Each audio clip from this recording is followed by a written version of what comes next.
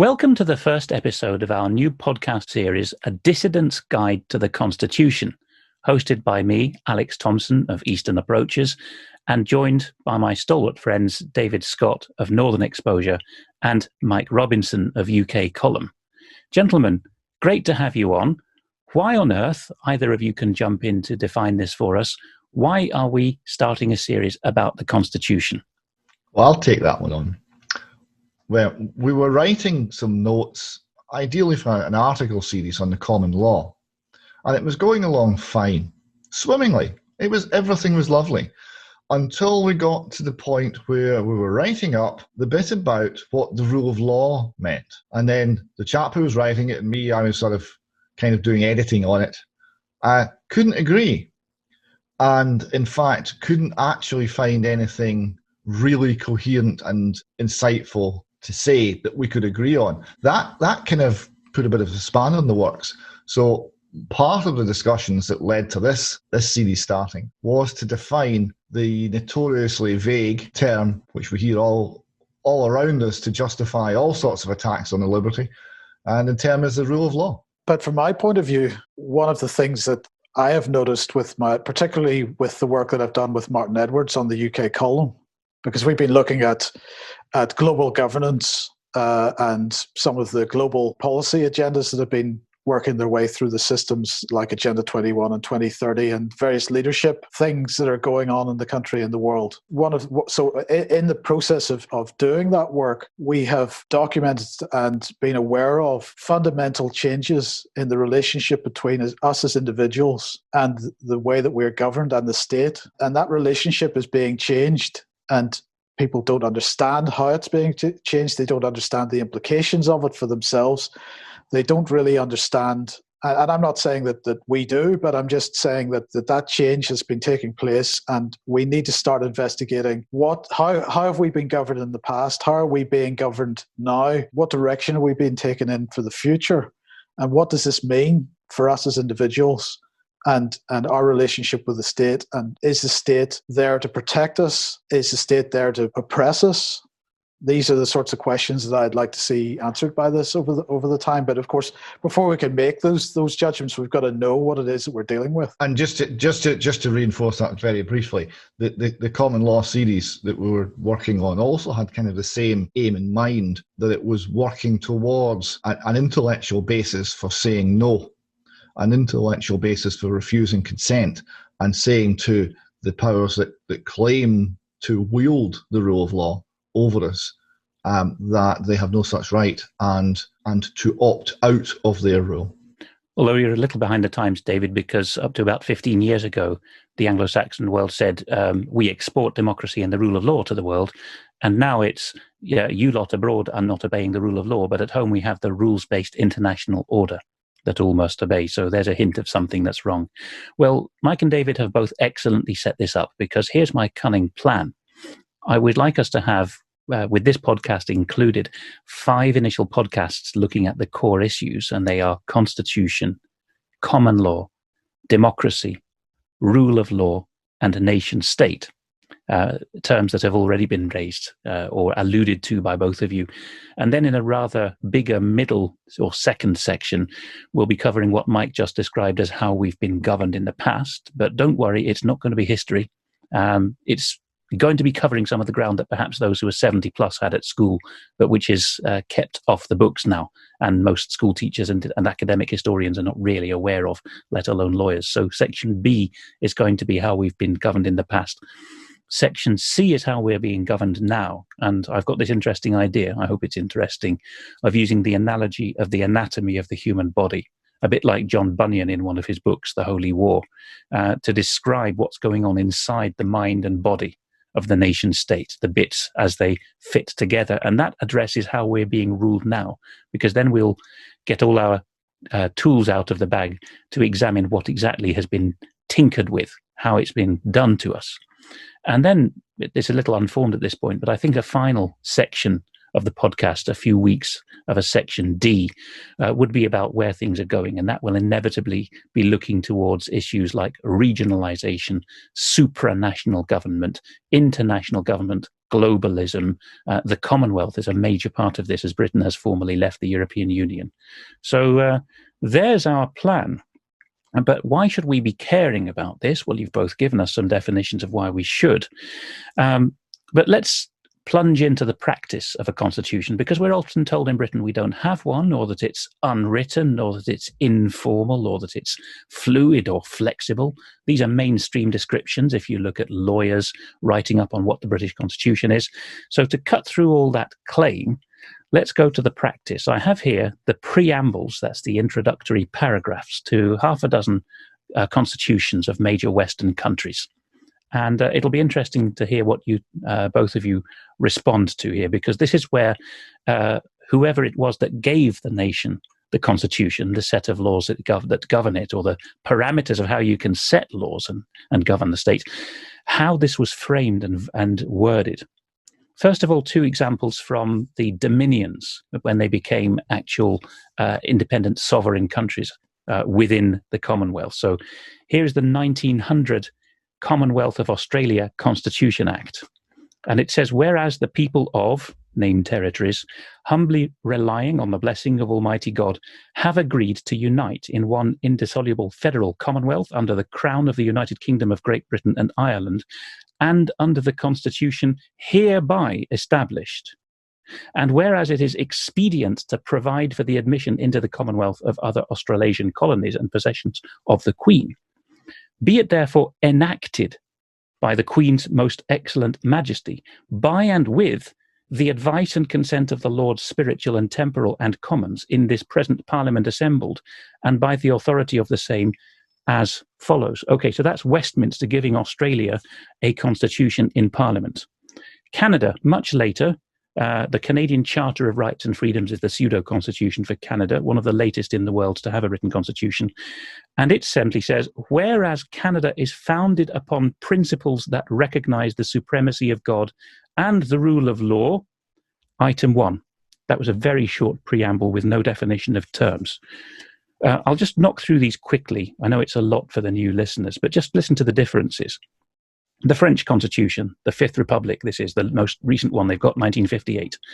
The French people solemnly proclaim their attachment to the rights of man, capital R, capital M, and the principles of national sovereignty as defined by the Declaration of 1789, confirmed and complemented by the later Constitution.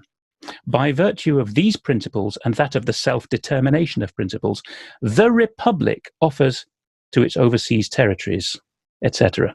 Okay, so you're not quite clear what's going on there, but there's this entity called the Republic, which has been called into being, and it's constituting a nation. 4 more to go. Here's Germany.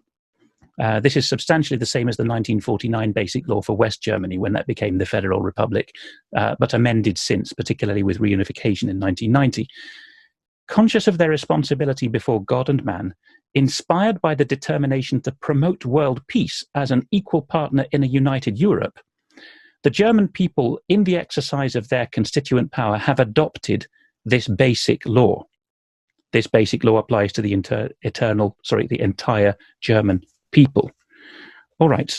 Actually, I will pause there because those are the 4 bad boys, shall we say.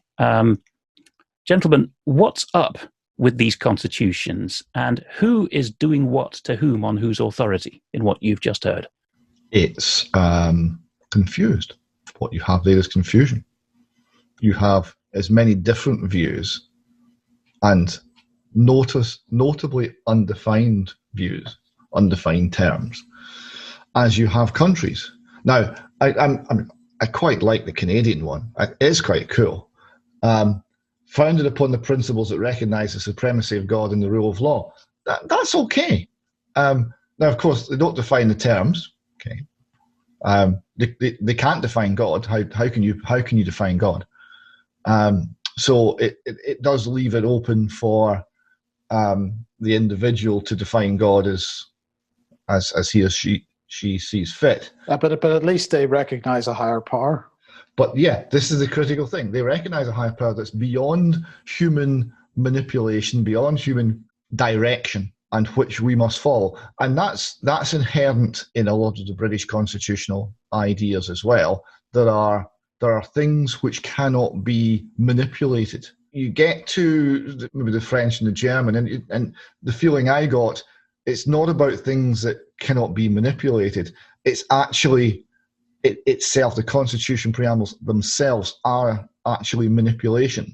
They're taking ideas and they're moving minds and moving viewpoints to a certain political position. United Europe, Greater German people. But in fairness, David, that must be a response to the Second World War, right?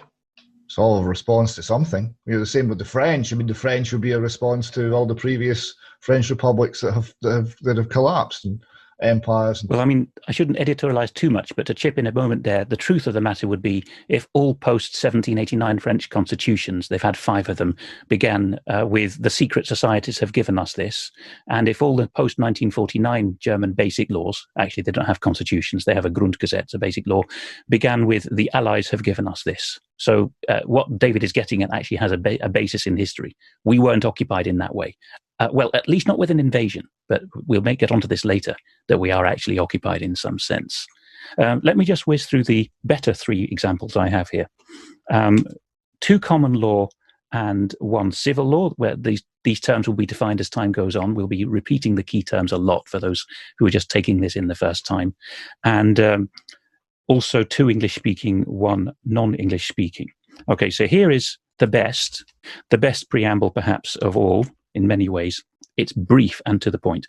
We, the people of the United States, in order to form a more perfect union, establish justice, ensure domestic tranquility, provide for the common defense, promote the general welfare, and secure the blessings of liberty to ourselves and our posterity, do ordain and establish this Constitution for the United States of America. Here is Bunreacht na hÉireann, the constitution of what was originally called the Irish Free State and now the Irish Republic.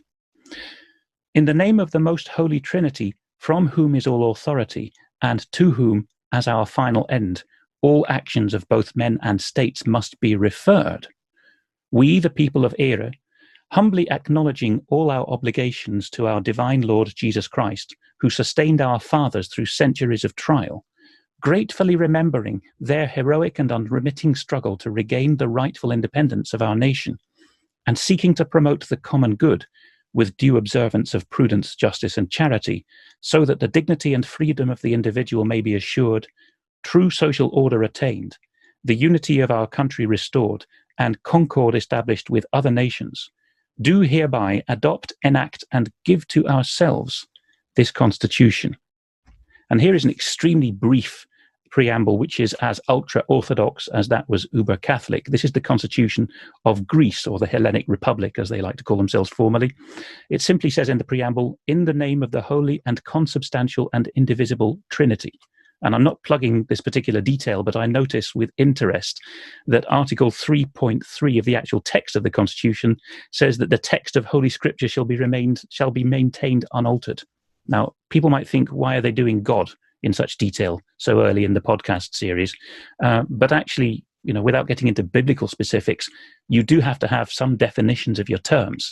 And Greece and Ireland in particular have said, well, we get our terms of who we are and what our freedom is from the Bible. So Greece goes a step further and says, we better keep the Bible text unaltered.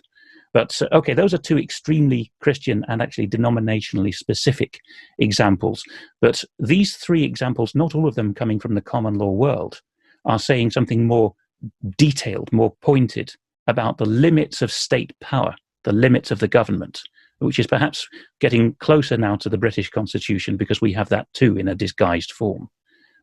Mike, you haven't said much for a while. At the end of the day, that is the purpose of a constitution, isn't it? It is to define the rules by which a nation is governed. Of course, if you don't limit the power of or the things that government can do, then I think we are beginning to see in the modern world where that begins to go, because once people get power in their hands, it can run amok. So you need to have rules and limits for government. Yeah, I mean, it sounds a boring word, and for many modern policymakers, it's a frustrating word for think tank people and people in non-governmental organizations and the corporate lobbies that are always at the necks of government.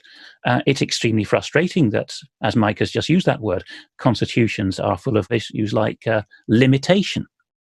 Especially in a year like 2020, come on, dude, the world is dying of COVID. We can't have limitations on executive power. But, wherever you look in time or across the world, peoples do insist on limiting the power of their government for reasons that you've just pointed out. So let's go on a bit further and talk about who writes constitutions. No. Whoa. Hold it, Alex. David's not letting me away with this. No, I'm not letting Alex away with this. Alex is wanting to rush ahead. These were 3 good examples. Okay, I've got a bit of a problem with some of these good examples. The Irish one contained within its text, within its initial text, a claim to another country. Okay, like the flag. So the Irish one which was based on all of these high stated Christian principles, had within it the core of a war, because it was talking about the unity of our country should be restored. And in fact, Article 6, until the Good Friday Agreement in 1998, said that the territory of Ireland is the entire island of Ireland. It was very explicit, yes, laying claim to Northern Ireland. So it was a claim on someone else's territory, and that claim was enshrined in the flag. And right, that's at least a thing to pause and consider, that these documents, which are meant to be protecting people, there was one that was actually given a reason for a war, given a reason for murder. So a bit of a question about that. The United States ones talked about general welfare, and the United States Constitution in many ways is one of the most striking, because it's a relatively late one compared to the British Constitution, organised in one place and held up by those who advocated as the guarantor of liberty, par excellence, the best humanity's ever done. That would be the traditional American view of it. The Constitution has a place in the American heart that it doesn't perhaps have in the British heart. In fact, I think the whole Mormon Church, quite major church in America, claims that it's divinely inspired. But look at the position the country's in. There are as many assaults on liberty. There are as many. There's much street violence. There is as much oppression by the government, using and reinterpreting every line of the Constitution to mean the exact opposite. And what these things show, and all 3 of those good examples, claim the right, we, this group of people, by our own will, claim the right to set up this Constitution to bind our successors. And possibly to claim territory in some cases. And possible to claim territory. But how can one group bind another later group? It is inherently flawed thinking, because it's not based, what those 3 show is it's not actually based on higher power or higher reasoning or things which cannot be denied. It is based on a group of people looking to establish a particular system for their own ends, good and bad, and then trying to write that down and solidify it for reasons more to do with the political situation at the time and the political ambitions of the people involved than anything more high-minded. I think what your run through these constitutions showed is the limitation of the idea of a constitution. Yes, I'll accept that, because someone has to constitute something. Somebody has to set the rules. But all of the 7 there, except the first 2, which are from 2 dominions, there's very few countries on earth that survived the 20th century without an invasion or a dictatorship. Basically, the Five Eyes countries, plus arguably Sweden and Switzerland, but they had to cut a dirty deal with Nazism to do so, and arguably South Africa, but of course they had apartheid. So Canada and Australia are within that lucky band. And so they get a statute from Westminster, and it says, okay, the Queen and Parliament have allowed you to be a country now, to be a state. But the other 5 all emerged from times of war, as you point out, David, although you weren't using the word war, but it was a revolutionary struggle or throwing off a tyrannous occupier in all 5 cases at some point in pretty recent history, modern times. And then a small group of the most shall we say, determined people, they would say patriots, to describe the men who wrote all these constitutions, say, well, that's it, we're going to write this. And, you have to write a constitution in an assembly, usually called a constitutional convention. But that might be 100, 200 delegates in some cases. But the penmanship has to go to one or two people to write the preamble. In all of those cases, the famous ones like the US, it's the work of just about one man. So yeah, you do have narrow interests there. That is what Britain, by not having it in a single document, has perhaps avoided, because all over our constitution, in the various written documents, you will find broader principles. There's this idea of a lawgiver as well. This goes back actually as far as well before Christ, the time of Plato. Plato talks in his books about the nomothetos, or nomothetoi plural, the lawgivers, literally. And that's not just a piece of abstract, arcane political philosophy, because if you read the jurisprudence, the judicial reasoning that's written up when cases are heard, so basically the notes that judges leave for why they made their decisions, if you read that all over the European continent here, they will actually say, in the collective use of the singular, they will say, the lawgiver decided when giving us this constitution that Mr. X would do X and Mr. Y would do Y and Mr. Z was not able to do more than Z, and how Mr. A could do B. The lawgiver did all this, der Gesetzgeber. And here's the interesting bit. Constitutions are ratified in civil law continental countries by parliaments. So what do these gentlemen and ladies these days in parliaments do? On top of their cap that says deputy of the people or lawgiver, they put a second cap which says constitution giver. In fact, in German, you only need to add a syllable to the start of the word. The Gesetzgeber becomes the Grundgesetzgeber for the purposes of ratifying the constitution. And then he takes that cap off, and the rest of his parliamentary service, he's just a legislator again. Mike, can you see any problems with this? Well, look, I want to come back to a couple of points that David made about the US Constitution. Well, the first point about it is, of course, no constitution is going to be perfect. It is always going to be a product of its time. Now, okay, with the British Constitution, it evolved over a much longer period of time. So theoretically, where we've got to constitutionally has been thought of by successive generations as being a good idea. But nonetheless, where there's a written codified constitution, somebody has to write it, and it's going to be the best punt that they could possibly have had at the moment in time. But the point I wanted to make was David then criticized the fact that successors are bound by that. Now, it seems to me that while I accept that that's not necessarily ideal, it shouldn't be an easy process to change the constitution, because, of course, if it's a very simple thing, as you're suggesting in Germany here, Alex, just to put a second hat on and ratify a completely different rule, then if vested interests come along and change the rules in their own interests over time, it should be a hard thing, therefore, in my opinion, for a constitution to be changed. That doesn't mean that it shouldn't be possible to change it, but there need to be controls over how that gets done, so that somebody can't just come along, make an enabling act and suddenly elect themselves dictator. It's curious, isn't it? Because going back to the Weimar era, a lot of Germany's constitutional wording comes from that era. From that time forward, they've had so-called eternity clauses. Germany is one of the most major countries in the world that has a so-called eternity clause. Most other single document written constitutions don't have one. But Germany's and most of the others that have such an eternity clause say, we will never, ever, ever lose our democracy. A bit like Rule Britannia, but in constitutional form rather than musical form. Ironically enough, it was Germany that did so. And as you say, Mike, it did so through this Ermächtigungsgesetz, the enabling law. So the same gentlemen took off their second hat. They were no longer Grundgesetzgeber or constitution giver. They were just Gesetzgeber or common or garden lawgiver. And then they said, here you are, be a Führer.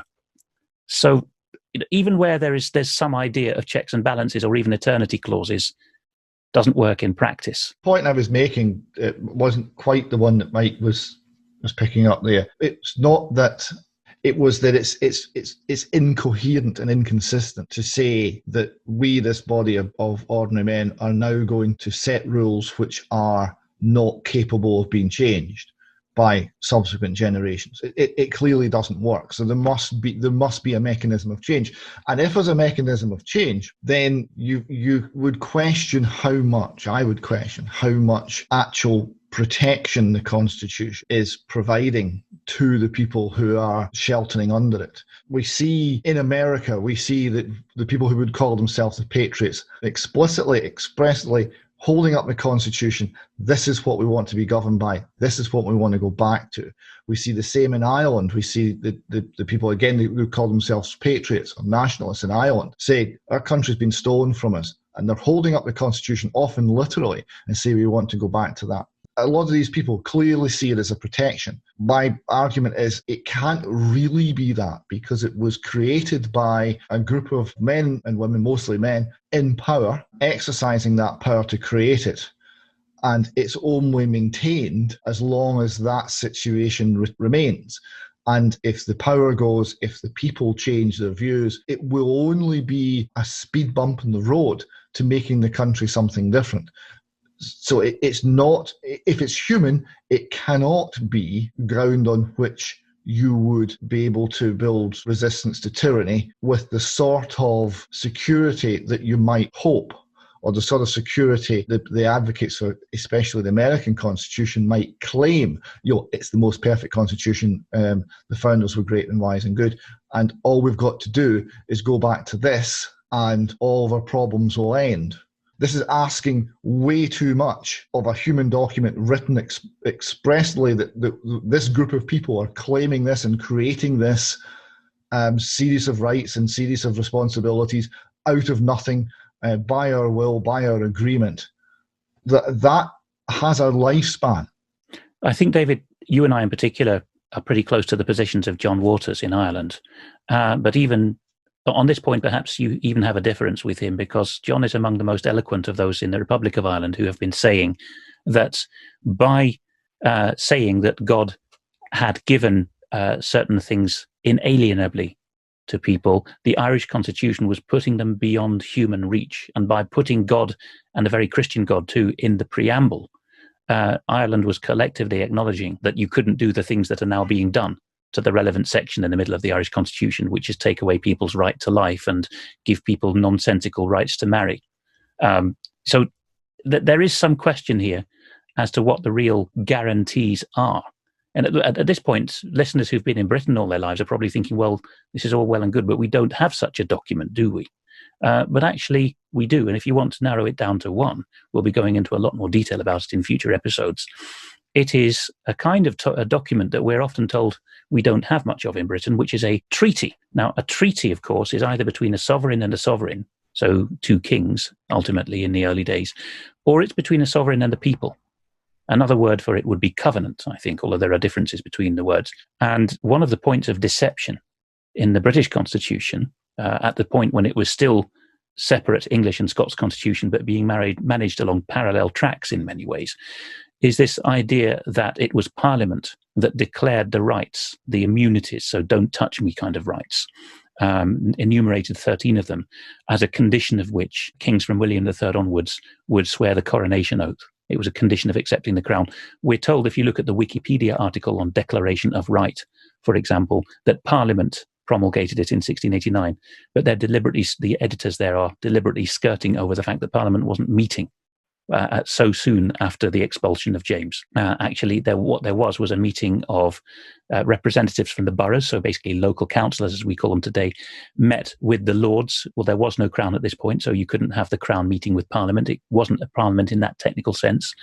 But they were at least meeting to say, okay, these are the terms, these are the minimum requirements under which the crown must be given to the next candidate. But the key point, Alex, wasn't it, was that was a form of constitutional convention? Yes, it was a convention under a different name. In the United States, a century later, they called it a constitutional convention, but exactly that is what it was.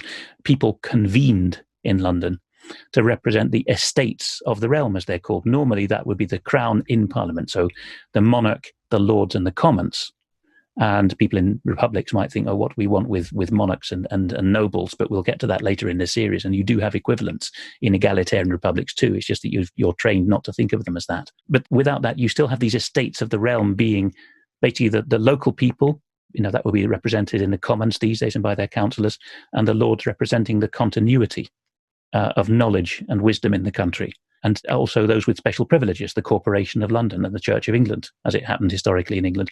And these estates get together and parley, as from French parler to talk, in Parliament, except it's not a formal Parliament without the King being there. This is probably all sounding a bit mushy and complicated to people who haven't thought about it much, but I think the outlines are clear enough, and we'll be defining the terms again and again as we go through. One bunch of people, as David was outlining, cannot just impose its will on another and say this is good and right and God's will and for all time. There needs to be some agreement of what experience has taught. I know that the constitutional statutes on the statute book of the United Kingdom begin with whereas it hath been found by experience that, or in the case of the 1689 Declaration of Right, before you get to the 13 limitations on the Crown, you have a preamble of grievances. The King has done this wrong, has done that wrong, and has aggrieved us. He's billeted troops on us. He's taken away our arms. He's taxed us unnecessarily and without justification, for example. So the grievances, the knowledge of what's gone wrong, come first. So you've already got more than just a grand set of philosophical principles like in France or Germany, like man has dignity or whatever.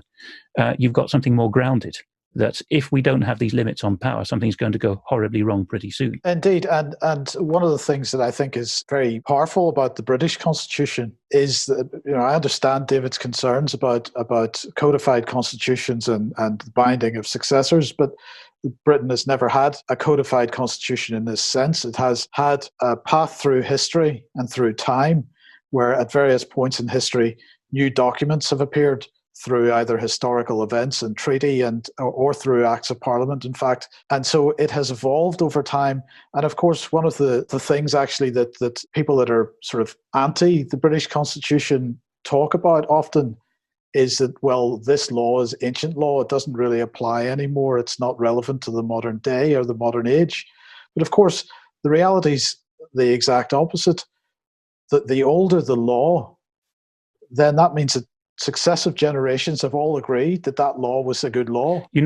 A classic example of that, Mike, would be that experience required Edward III and his parliament to promulgate a law in 1351 with the Latin title Praemunere, which was declaring it treasonous to go beyond the realm to seek advice, basically legal advice. So preventing the Pope from having total domination over Britain. And that remained on the statute books for 610 or so years. And in the 1960s, a radical Lord Chancellor, that's the head of the legal profession, at least for England, Wales and Northern Ireland, declared that Praemunere was too old to be of any use and took it off the statute books just in time for us to join the EEC, which of course required absolutely continuous seeking of legal advice beyond the seas. So, there is an idea of... And I mean, that is an absolute perfect example of it, isn't it? Because if the modern British inhabitant is to be convinced that ancient law is something we just should discard, we're discarding our most basic liberties and freedoms in the process. It's something that we should give real thought to and have real discussion about before we just do. But of course, the British, anyone in the world as a population is fairly lazy or short of time to look at things. But in the particular example of Britain, I think there was a knowledge by Gerald Gardiner and his cronies, the Harold Wilson government, that what would go down with the British with the least resistance was this idea of, old hat, piffle. So as confirmed to Albert Burgess, in fact, a researcher of the Constitution in more recent years, what would it be, the Lord Chancellor's Department, or these days it would be the so-called Ministry of Justice, spoke to Mr. Burgess or replied to him and said, well, the reason why Gardiner did this in 1964, I think it was because Praemunere had become obsolete. In fact, in Scots law, and this is, again, looking ahead to future episodes, Scots law takes continental Roman doctrines into its legal reasoning. It isn't founded on those, but it has a layer of that in the system. Scots law does have this fancy Latin word de juritude, which is a variation of the word desuetude, meaning no longer being a custom. Becoming old-fashioned and forgotten. But the legal version is de juritude, a very rare word, basically, but it means that the principle that an old law can no longer be law. And this principle was foreign even to Scotland before the 17th century, and then by the 20th century, it's a very useful new argument that's come out of nowhere at this level of jurisprudence, judges reasoning on what's accepted and what's not. You see this a lot more on the continent, by the way, down to local council level. It's resolved by some city council that some group of people will be offered a building in perpetuity, a club or a church or whatever, because of some historical injustice or circumstance. And then you get to about 2000, 2010, and the local council in here in the Netherlands, for example, will say, that's no longer something of this time, is the Dutch phrase they use. So we're going to take that away from you, even though it says it was an eternal principle in there. So again, safeguards are not quite what they seem often, are they? So if we were to bring these thoughts together kind of with an eye on the clock before we pause before the next episode, the series is called A Dissident's Guide to the Constitution. So what should a dissident see? The dissident's going to look at this and say, well, they're not perfect. They're flawed. They're of their time. But by going back to perhaps a simpler age, perhaps an age where thinking was more first principles, it was more fundamental, it was based on a pursuit of freedom in very harsh and demanding circumstances where the concept had a direct meaning for the people of the time. It may therefore be a reservoir of right thinking and well-doing and good ideas and means of resisting tyranny, written down by people who, although flawed, were, generally speaking, thoughtful and whose ideas have been tested over centuries. And it therefore still offers a basis for resisting aggression against our freedom, and it offers a basis for challenging modern heresies and modern errors, and it allows something where we can go back to ideas that were articulated clearly, pick them up, understand them, dust them down, and use them afresh in our current fight against tyranny. Is that what the dissident would say? I would say so. I mean, we've dealt with a lot of dissidents in the UK column over the years. Our absent colleague Brian Gerrish, being older than us, has been the shoulder for most people to cry on. I think more than the three of us put together, probably. But what he's continually found is that the best people, the most law-abiding people, the most decent people from many walks of life, had the least idea of how to be a dissident, had the least idea that actually the common law, which we'll go into definitions about next time, set the boundaries of proper behavior, of lawful behavior, even where a statute made legal behavior something different. And so it is incumbent on a dissident to know certain things are just not on, and they can't be made to be right. And, a slight bridge to next week, perhaps, we'll be talking about common law and civil law. In a civil law tradition on the continent, or increasingly in Britain too, you'll be told, well, rights are rights. They're just rights. You can have what prevailing current opinion says you should have. Whereas common law will actually set more definitions and say, are we talking about positive or negative rights? We'll look at that next time, what that means.